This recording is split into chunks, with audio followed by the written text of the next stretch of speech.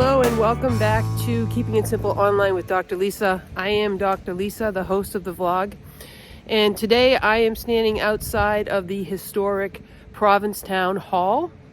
The original town hall, which was actually located right up on High Pole Hill, actually burnt down in 1877. That's actually where the Pilgrim Monument stands today. We presented an episode there early on in the season. But again, here I am in front of Provincetown Hall. It certainly is a beautiful building. It is Victorian. It's a Victorian era construction, and it was completed in 1886. And this remains the central place for the community here in Provincetown. Back in the day, it was not surprising to see that the town hall was used for many, many community events, such as annual town meetings, basketball games. It was a dance hall at one point, and it also served as the community roller skating rink. Well, today the town hall is still used in many, many ways. Concerts are performed here, meetings still continue, there are events, shows, dances. It is still the center and the heart of this wonderful, thriving community here in Provincetown.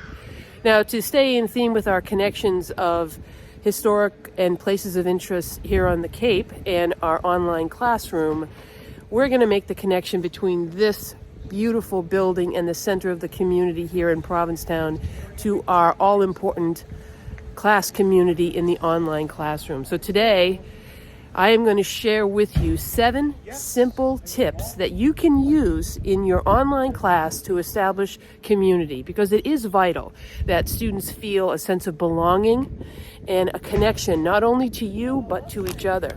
So the first very, very easy thing that you can do in your online class to establish community is start off in the very beginning with a class introduction or class get to know you conversation.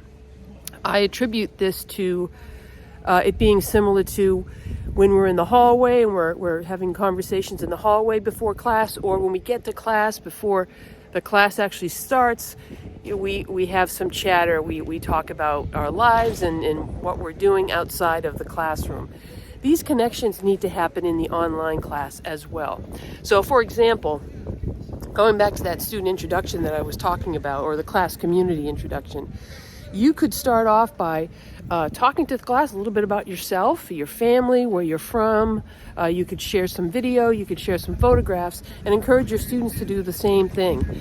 And again, this would just be a wonderful way to start off your class. Another way is to prepare a get-to-know-you survey.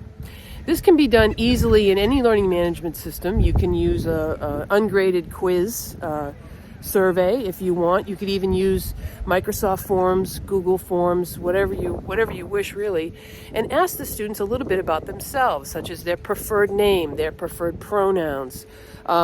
Maybe they could list a couple of things that they feel concerned about in terms of successfully completing the class.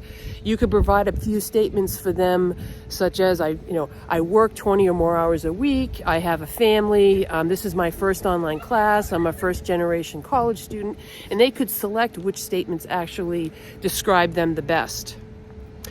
Some other ideas is that you could provide voluntary virtual meetings throughout the semester. Of course, if your class is considered to be totally asynchronous, that means that you're really not expected to have that virtual connection, you can still provide them as voluntary, and students can show up if they're able to. If not, you record the session, and then you can actually put that recording right in the classroom so everybody can benefit. Another easy way, encourage video use in your classroom. You could even use the video feature in your assessments and provide that video feedback for students. You could put feedback or video in your announcements and encourage your students to do that as well. Again, easy ways. I have my notes here. I don't want to forget anything. And share your week in the announcement board, what you've been doing this week, and ask them to do the same thing. And encourage your students to actually reach out to each other. You can create maybe a class discussion forum where they can ask questions of their peers. You can encourage them to get together in study groups, virtually, of course. You could create collaborations using Google Docs, and they can work together in small groups, virtually and collaboratively. Very, very simple. And then using the flipped classroom or Flipgrid, as many of us know it now to be Flip. That also is a great way to have students use video and share their connections to the learning with maybe something in their community, such as like what I'm doing today outside of the Provincetown Town Hall. And then finally, establishing a community of learner is so important, where you could start this off, let's say, by describing for your students, maybe on the welcome page of your course or on your syllabus, what they should expect about the class in terms of community.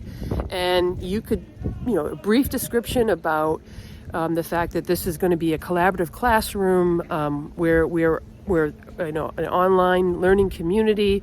We all have the same goal in mind, which is learning. And talk to them about the ways that you're going to help them connect as students and as a class. Well, those are some simple ways you can establish class community for your online environment. It is crucial. And I want to thank you for listening. And I will have some links at the end of the video to help you make connections yourself to some of the content that I've shared with you. That's it. That's all for now. Thank you again for listening. And this is Dr. Lisa with Keeping It Simple Online. And here I am again outside of the historic Provincetown Hall. Beautiful place. You should come visit. Alrighty. Bye for now.